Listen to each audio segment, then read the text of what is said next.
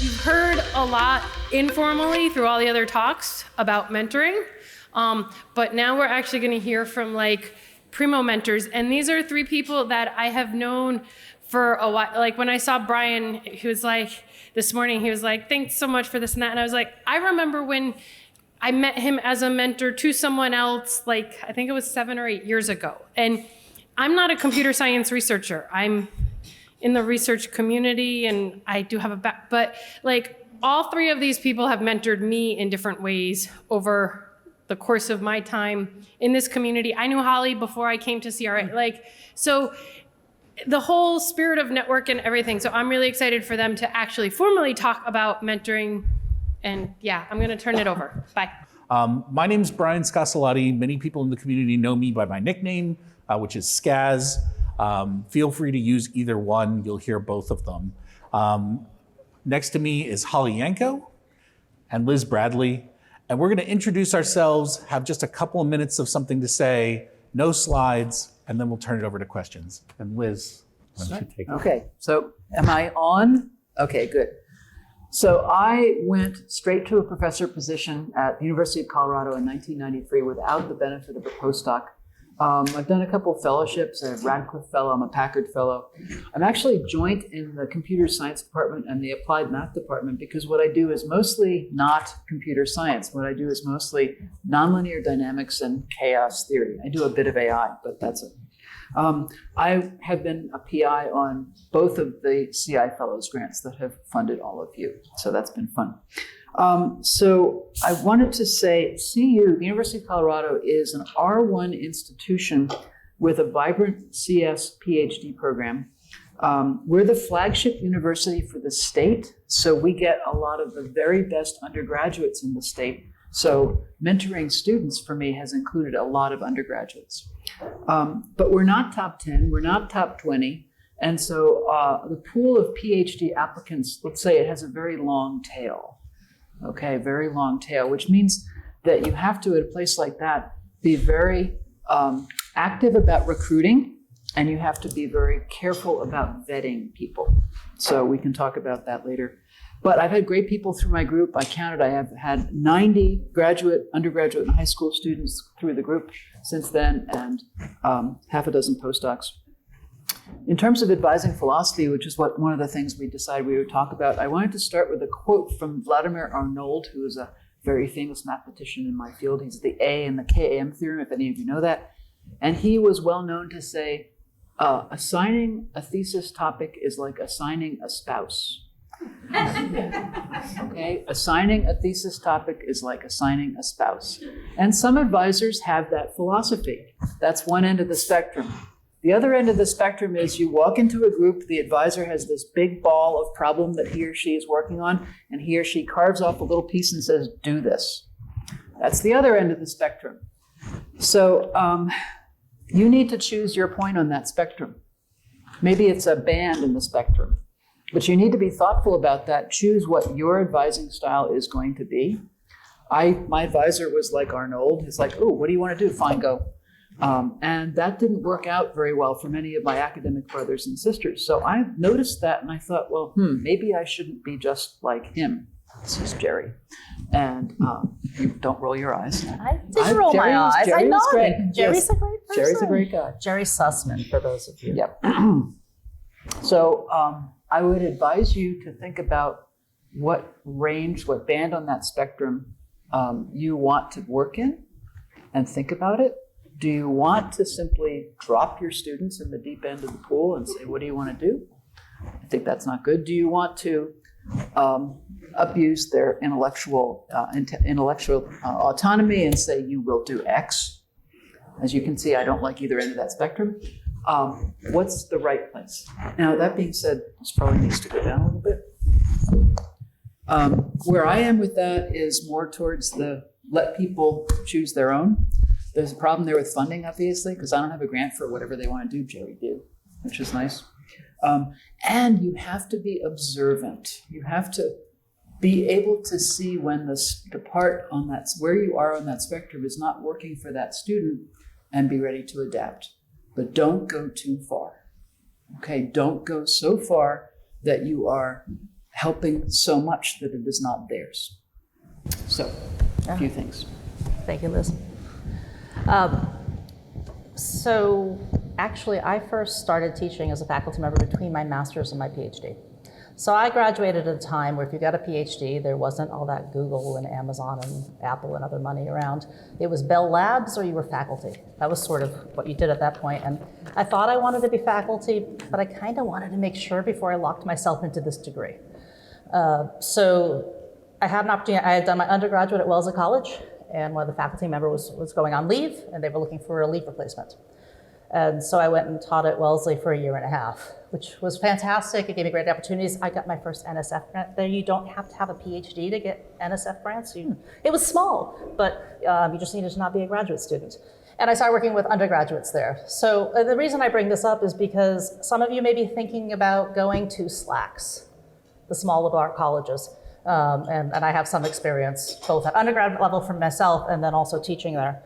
After I graduated my PhD, I actually went to Boston College. I started off there, which is at that time and still an undergraduate-only computer science department. And they kept telling me how they were going to have graduate students soon. That was 22 years ago. And I'm glad for me that I made the move. So my research area is robotics. And I love working with undergraduates. I've worked with over 150 undergraduates over the course of my 20-plus year career. But you need some institutional memory with robot hardware. And if you're only working with undergraduates, as a PI, I felt like a lot of the burden was going to fall on me really, really heavily. So after spending a year at BC, I decided to move, applied for other jobs, and I moved to UMass Lowell. So you might sense a strong Massachusetts theme for me. There was, one of our speakers earlier was talking about how you hadn't moved very much. Yeah, since I've been 3, I've been in Massachusetts and haven't really left, but it's different areas, right? It's totally different areas. And so I went up to UMass Lowell. We are not R1. We are so close to being R1. We're probably going to hit it soon. And so we've been in a real growth period. In fact, that's what really attracted me to UMass Lowell. When I went to interview, I thought it was a practice interview. I had no idea. I was like, I'm not going here. This is a practice interview. And everybody was like, we have these growth ideas. We're going to do this. We're going to do this. We're going to do that. And it's been fantastic. Any crazy idea I've come up with in 2 decades, they've sort of gone along with it. I have a 10,000 square foot robot testing center, which, they rented space for me. Oh, cool. So it's been a lot of fun. And this is another way to think about your career too. For me, I'll use MIT to pick on that. You go to MIT and you are the best person in the world, you're the worst person in the world, and it's the same place. Everybody could stop working there for the next 2 decades and they'd still be ranked in the top 10, right? And for me, that wasn't appealing. And I'd seen them eat up some faculty during the tenure track, and that also was not appealing to me at all. My son was born when I was a PhD student. So I had my son in graduate school. When there was definitely not any family leave policy, I was told by my advisor that, you'll take next semester off. Unpaid too, by the way. So in any case, this is not about that. So one of the things, so basically I've been at different types of institutions with graduate students, with undergraduates only. And one of the things when we started thinking about, what's our mentoring philosophy, when you're a PhD student, nobody teaches you about the HR stuff, right? And honestly, when you become faculty, no one teaches you about the HR stuff. You learn about the stuff that Dan was talking about. There are questions you can't ask or you're going to get in a lot of trouble. But that's about it. Nobody teaches you how to manage students. You sort of just figure this out along the way. And I've hit a point where I've realized that any new graduate student in my lab needs to get a piece of paper from me that says, if I ever ask the question, so why is it that you want a PhD? That means you're doing really badly. And I have no capacity to tell the student you're doing awful. All I can do is try to counsel them. And I think that does go to my advising style, though, because I want people to find their own problems in their own way.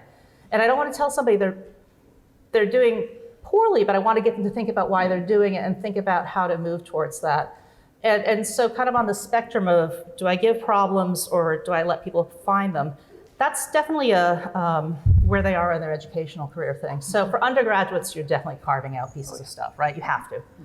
For a master's student, in my lab, I make everybody do a master's thesis if they're staying on for a PhD. It's extra time, it's extra money. I have to get out of my grants, but it's totally worth it because on a master's, there's a lot more direction.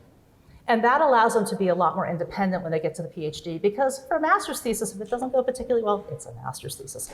But you want your PhD to be a lot stronger and you want to find your way there. So that's kind of where I stand on that whole thing. And in terms of recruiting, because I am at the school I'm at, recruiting from your really good undergraduates to get them to stay to be master's students and do those master's theses, even if they don't want to do a PhD, we've gotten lots of great publications off of master's theses.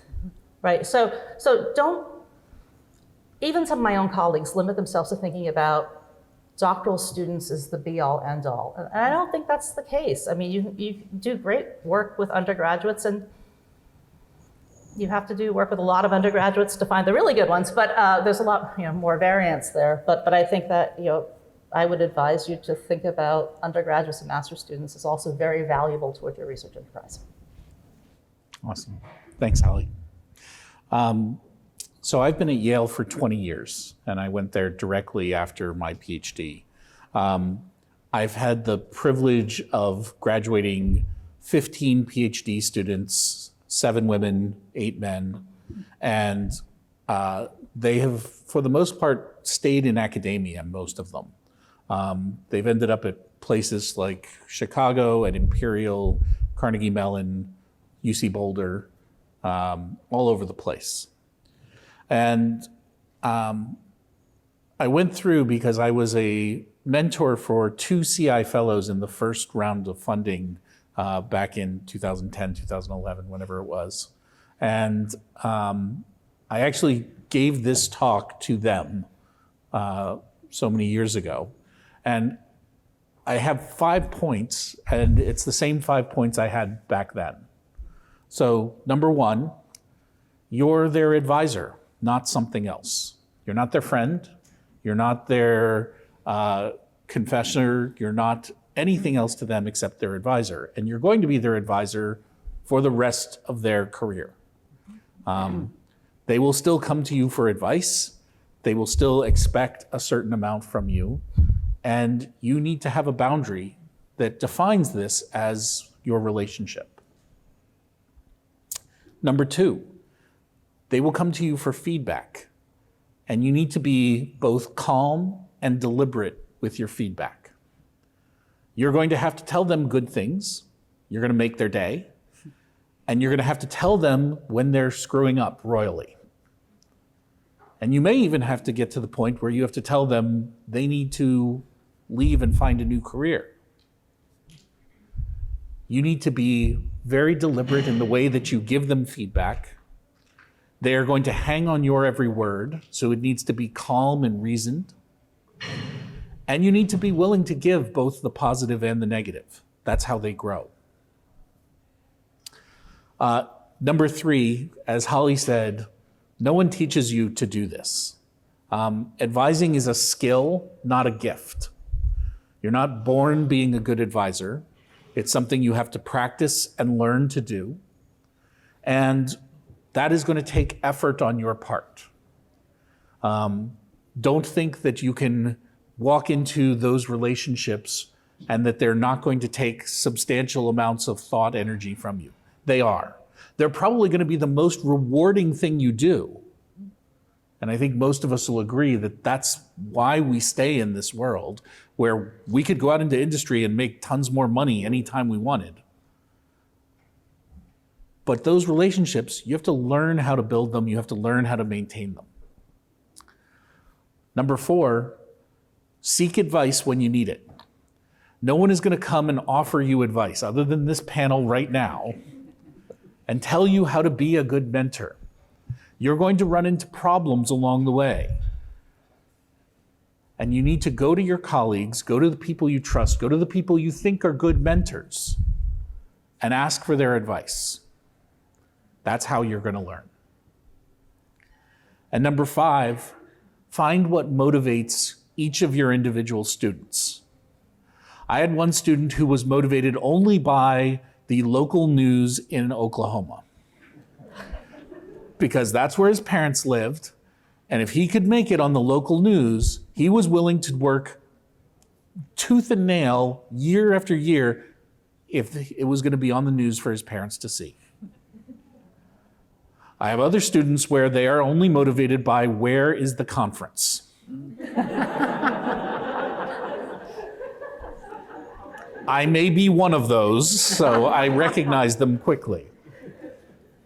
Learn what motivates your individual students. Be able to give them the reward that they want, because that will make a real difference to them. That little bit of media exposure, that one trip to a good place, those are the kinds of things that are going to be essential to you building that really strong relationship.